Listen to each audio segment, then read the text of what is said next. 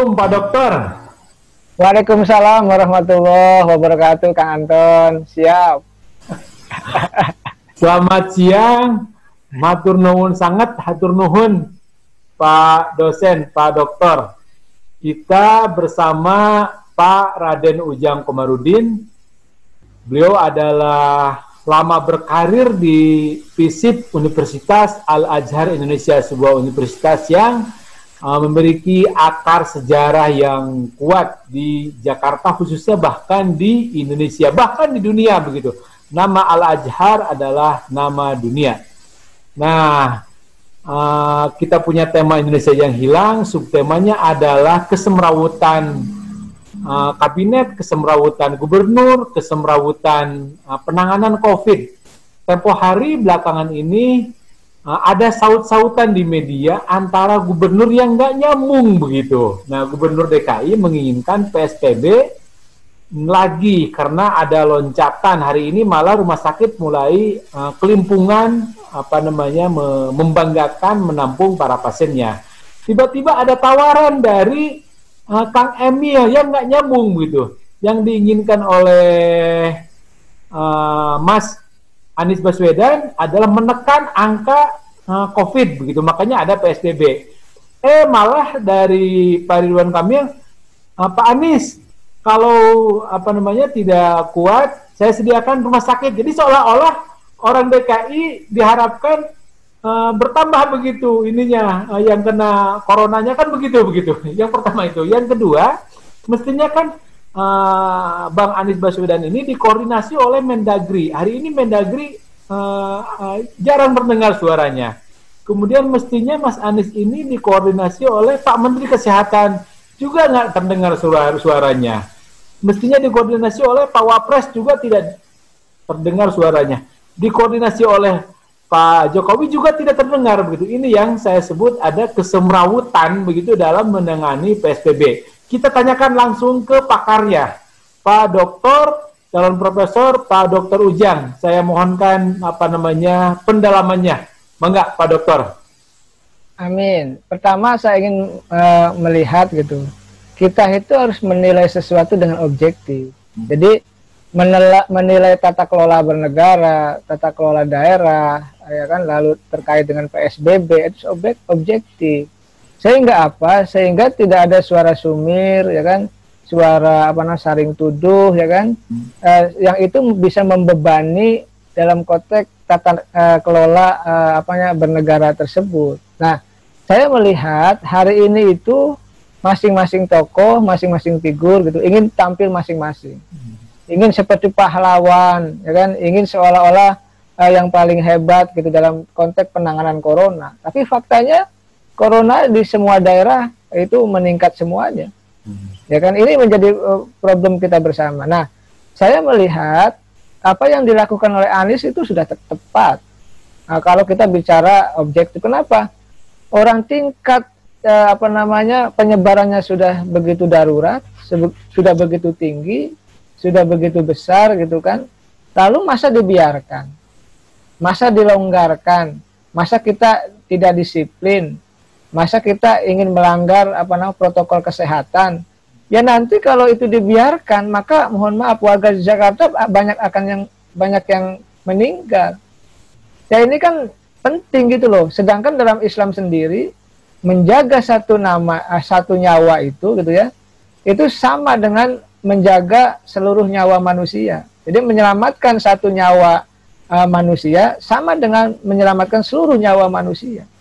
Loh, kalau kita bicara misalkan warga Jakarta itu 10 juta gitu, kurang lebih gitu ya, lalu kita tidak jaga, tidak dilindungi gitu kan, mereka akan berharap kepada siapa?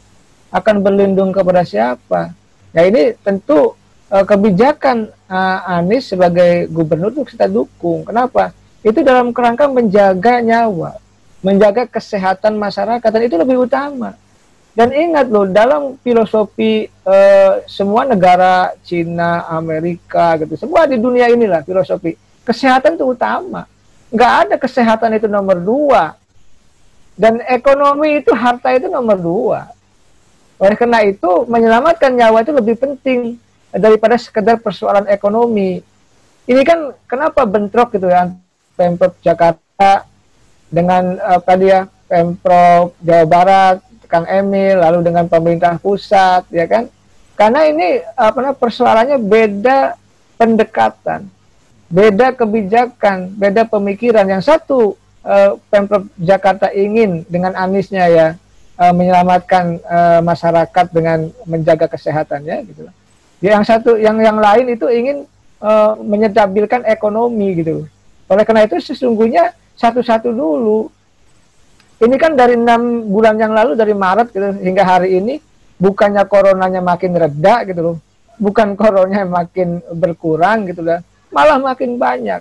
Apalagi ditambah dengan adanya pilkada nanti di bulan Desember 2020 ini menjadi persoalan besar gitu dalam konteks penanganan corona. Dan kalau ini terus berlarut ya, saling serang gitu lah, saling menyalahkan, saling sindir antar sesama tokoh, ini juga menjadi sengkarut ya, carut marut tata kelola pemerintahan kita. Jadi tadi betul, mana fungsi Mendagrinya, mana fungsi Menkesnya, seolah-olah mereka ngumpet gitu ya, berlindung di bawah presiden, tidak mau disalahkan dan dikembalikan kepada daerah masing-masing. Padahal kita itu NKRI ya, bukan negara federal seperti Amerika. Kita ini NKRI, jadi pemerintah daerah dengan pemerintah pusat itu satu kesatuan, sama gitu, saling mendukung, bersinergi untuk menjaga warganya. Dan warga Jakarta itu kan warga negara Indonesia juga, bukan warga negara Amerika gitu atau lain sebagainya, bukan. Yang harus dilindungi oleh gubernurnya, oleh presidennya, dan oleh para menterinya juga. Nah, terkait misalkan cawe-cawe tadi Kang Emil gitu, orang Jawa Barat juga tinggi kok penularannya. Orang Depok aja, tempat saya daerah tinggal gitu, itu 2.000 lebih yang terinspeksi. Bagaimana mau memikirkan daerah yang lain gitu loh. Ya, oleh karena itu, kalaupun misalkan Anies melakukan langkah-langkah yang berbeda dengan kepala daerah yang lain dan berbeda dengan pemerintah pusat, itu menurut saya suatu resiko yang harus diambil sebagai seorang pemimpin. Karena pemimpin itu harus mengambil resiko, nggak boleh ragu, nggak boleh kendor dalam konteks penegakan disiplin untuk penanganan corona. Nah, kalau lemah, kalau tidak disiplin ya seperti ini. Saya masih ingat sekitar 3 bulan yang lalu berdiskusi dengan salah satu anggota TGUPP ya, dari Pak Anies gitu, bahwa ketika itu tingkat disiplin masyarakat sudah 60%. 40% itu masih tidak disiplin. Lalu dibuka new normal.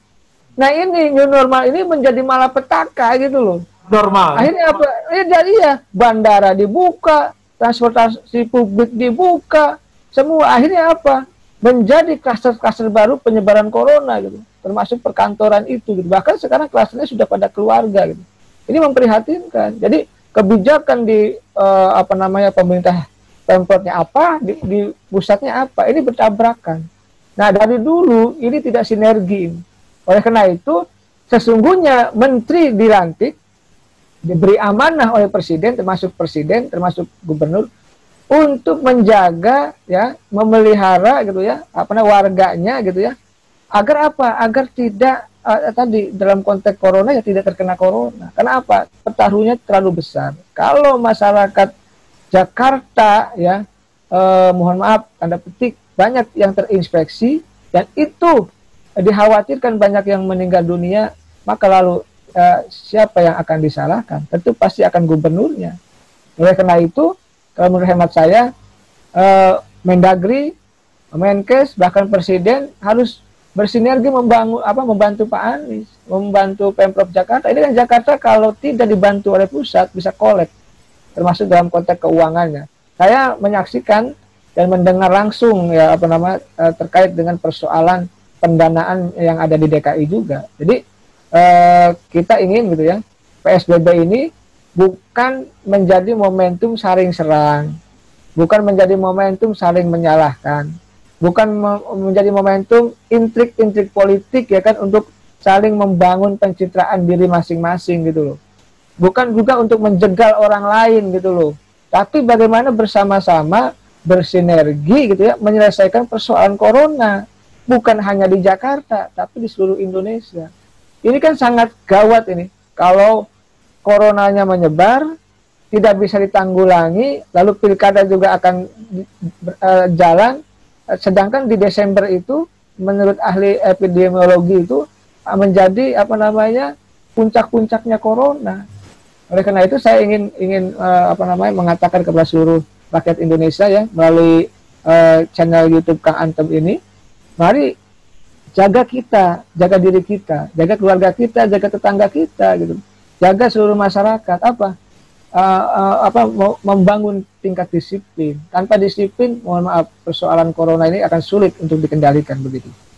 Pak Dokter, adakah Pak Dokter lihat peran Kang Emil ini, karena menurut saya sudah agak berlebih, adakah jangan-jangan begitu maksud saya Kang Emil ini ditekan gitu, ada yang nyuruh begitu untuk sedikit berhadapan dengan Bang Anies begitu, karena kan ini mestinya yang ngomong itu mestinya Menkes atau Mendagri paling tidak begitu, ini malah teman sejawat begitu. Adakah Kang Emil mendapat tekanan karena selain Kang Emil, Bima Arya juga ngomong yang sama begitu? Iya, dalam politik tidak ada yang tidak mungkin, selalu mungkin, dan peluang itu ada. Misalkan karena pemerintah pusat menterinya menyindir lalu juga tidak mempan gitu kan, maka bisa juga ditekan kepala daerahnya untuk berbicara, untuk mengkritisi. Kadang-kadang tanda petik juga untuk menyinggung dan menyalahkan gitu, seolah-olah apa yang dilakukan oleh Anies itu tidak benar. Saya secara pribadi gitu ya, selaku akademisi gitu, selaku dosen, selaku pengamat politik, loh, bagaimana warga Jakarta yang banyak terinfeksi itu dibiarkan? Misalkan tidak ada PSBB, dilonggarkan, ya mati semua. Di mana tanggung jawab sebagai kepala daerah? Jadi sebenarnya yang dilakukan oleh Anies itu betul, cuma persoalannya ini banyak yang panas gitu loh. Jangan-jangan kebijakan Anies ini kebijakan yang populer, ya kan, yang bisa menjadikan Anies itu bisa melesat secara popularitas gitu loh. Ini kan yang menjadi kebakaran jenggot bagi figur-figur yang lain gitu. Sesungguhnya jangan itu yang dipikirkan, bukan. Yang dipikirkan itu bagaimana jaga warga Jakarta agar tidak terkena corona, jaga juga warga daerah masing-masing itu, termasuk daerahnya Kang Emil di Jawa Barat dan Bima Arya di Bogor gitu, itu juga. Jadi kalau persoalan Anies itu harusnya didukung dan dibantu, bukan malah menyinggung, menyalahkan, bahkan kesannya bahwa kebijakan Anies itu salah kan. Ini kan repot. Jadi belum tentu juga daerah-daerah yang ada itu misalkan Jawa Barat, Bogor itu juga dalam penerapannya benar. Belum tentu juga. Jangan-jangan tanda petik ya, mohon maaf ya, tidak bisa bekerja juga. Ini yang menjadi keprihatinan kita bersama. Jadi tekanan itu kemungkinan besar ada, Kang Anton, dan itu tidak mungkin dalam politik. Selalu mungkin dan selalu ada begitu. Sedikit beralih ke Pak Menkes yang puasa ngomong begitu. Puasa ngomongnya sudah berbulan-bulan. Mestinya kan Bang Anies ini tiap hari dikontrol oleh Pak Menkes begitu atau oleh Pak Mendagri. Ini malah lagi-lagi puasa ngomong ini bernegara itu jadi begini nih, kenapa ini? Madi juga bertanya begitu. Kenapa yang ngomong malah Kang Emil, Pak Menkes kemana kan begitu. Ada apa nih dengan tata bersilaturahmi lah katakan begitu, tata koordinasi yang nyaris tidak ada dari Pak Menkes ini. Beliau kan mestinya tampil ke depan memimpin perlawanan pada corona, tapi malah beliau ngumpet barangkali. Ada apa Pak Dokter? Ya, ini lucu ya. Karena apa? Karena Pak Menkes itu sudah beberapa kali dimarahi di depan publik, kan, melalui channel YouTube-nya Istana gitu loh. Ini kan menjadi secara mental juga menjadi ketakutan. Siapa yang tidak mau kehilangan jabatan? Siapa yang mau jabatannya hilang sebagai menteri kan? Jadi karena kritik-kritik presiden itu, karena marah-marah presiden itu gitu ya dalam rapat kabinet, dan itu sudah diketahui oleh seluruh rakyat Indonesia, dan itu sasaran tembaknya Menkes ya kan, maka itu menjadi beban tersendiri dalam konteks kinerjanya. Jadi maju kena, mundur kena gitu loh. Tapi sejatinya gitu, kalau Pak Menkes itu seorang pemimpin, seorang negarawan, harusnya mengambil tindakan yang katakanlah tanda petik revolusioner, terdepan gitu.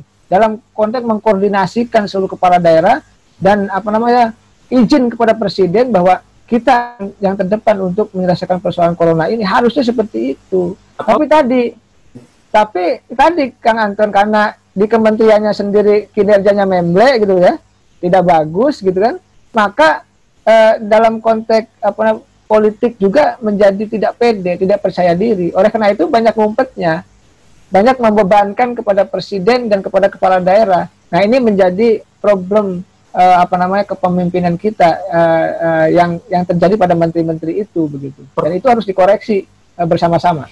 Pertanyaan terakhirnya, kenapa tidak mengundurkan diri dan kenapa tidak diresapel? Itu pertanyaan. Saya sudah sering mengatakan di Kompas TV, di RCTI, di hampir stasiun TV yang pernah saya diwawancara gitu ya. Saya bilang hanya ada dua cara untuk mengganti menteri. Yang pertama itu politik, gitu ya. Yang kedua itu persoalan kinerja. Ini kan kinerjanya sudah jelas, nggak bagus gitu, buruk, dan presiden juga sudah tahu dan selalu marah-marah. Tetapi kenapa tidak diresapel? Resapel saja. Saya melihat sepertinya bukan karena kinerjanya, karena kita tahu kinerjanya sudah buruk, tapi karena pertimbangan politik itu tidak dilakukan. Itu saya melihatnya seperti itu. Jadi karena pertimbangan politik, bagus tidak bagus kinerja menteri ya tidak diganti. Ya itu menjadi keprihatinan bagi masyarakat. Masyarakat bisa marah. Masa iya menteri yang kinerjanya jeblok, termasuk Menkes atau siapapun menterinya ya, dipertahankan, dibiarkan? Ini kan juga mohon maaf menjadi mencoreng nama baik presiden itu sendiri. Jadi oleh karenanya kalau ada menteri yang tidak bagus kinerjanya ya sikat saja, resapel saja. Dan Pak Jokowi harusnya tidak ada beban. Kenapa tidak ada beban? Karena saat ini adalah periode yang kedua gitu loh. Tidak akan nyalon lagi. Harusnya bekerja yang terbaik saja untuk bangsa dan negara ini gitu. Sehingga apa yang dilakukan gitu itu menjadi kebaikan buat masyarakat, bangsa dan negara begitu.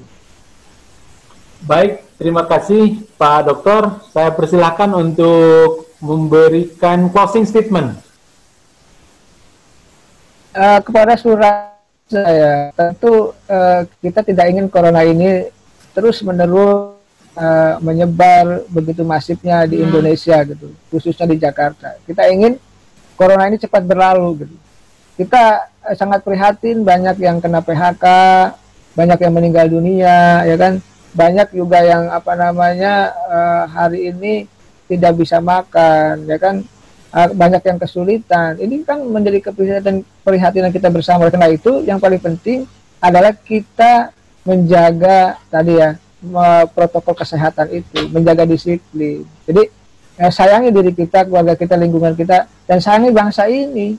Kalau bangsa ini juga coronanya tidak pernah tuntas gitu, maka mohon maaf ekonomi juga akan hancur, ya kan? Rakyat juga akan makin sulit gitu kan, dan negara ini juga tidak bisa membangun ke depan. Jadi karena itu mari kita jaga disiplin ya kan, agar dengan disiplin, dengan menjaga protokol kesehatan, maka paling tidak corona itu akan dihindari penyebarannya. Itu menjadi penting. Jadi kuncinya adalah disiplin. Jadi disiplin is number one. Jadi seluruh rakyat Indonesia, khususnya masyarakat Jakarta dan khususnya diri saya juga ya berdisiplin diri. Saya ini cerita aja Kang, saya jujur, anak-anak saya gitu ya, ketika keluar misalkan ke warung gitu ya dengan saya itu selalu pakai masker. Dan anak-anak yang lain mohon maaf jarang yang pakai masker. Ini saya dalam hati sangat prihatin. Gitu.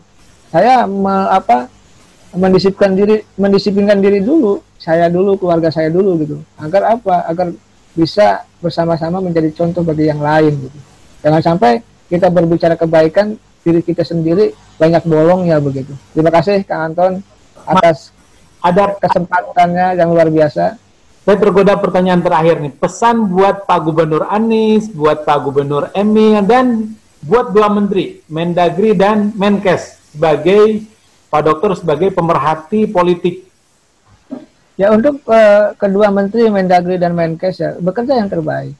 Jangan ikut-ikutan menyalahkan, ya kan? Jangan ikut-ikutan ngumpet, ya kan? Jangan ikut-ikutan lempar handuk dan lempar tanggung jawab. Ambil sikap seorang negarawan, lakukan yang terbaik demi kemaslahatan masyarakat Jakarta dan Indonesia. Itu yang paling penting. Jadi tampil dengan tampil yang anggun, yang hebat, sehingga menjadi contoh dan teladan bagi anak-anak bangsa ke depan. Jadi jangan sampai berlindung di bawah kekuasaan presiden, gitu, tidak mau muncul, tidak mau berbuat yang terbaik untuk bangsa ini. Jadi berbuatlah yang terbaik untuk jawab, maka lakukan yang terbaik. Lalu untuk Pak Anies dan Pak Emil ya, ini kan kedua-duanya gubernur katakanlah muda ya, punya potensi besar juga ke depan itu menjadi pemimpin bangsa ini gitu. Entah nanti didukung rakyat atau tidak, kita tidak tahu, itu soal garis tangan. Tapi ketika menjadi gubernur, jangan saling menyalahkan, jangan saling nyinyir, jangan saling mempetak konflik gitu kan, lalu tidak saling mendukung saja. Kenapa? Sesama gubernur itu kalau kata biskota jangan saling mendahului gitu. Kalau misalkan keduanya punya cita-cita jadi presiden, jadi wapres, itu silahkan, tidak ada yang melarang. Tapi jangan juga melakukan intrik-intrik untuk saling menyalahkan gitu loh. Kalau ada kebijakan Anies yang betul, yang benar, dan itu demi kepentingan Jakarta, ya dukung. Tidak perlu kasih dananya dan anggarannya gitu loh. Nah ini yang harus kita tegaskan. Jadi sekali lagi, kita harus berpikir dalam kerangka objektif. Agar apa? Agar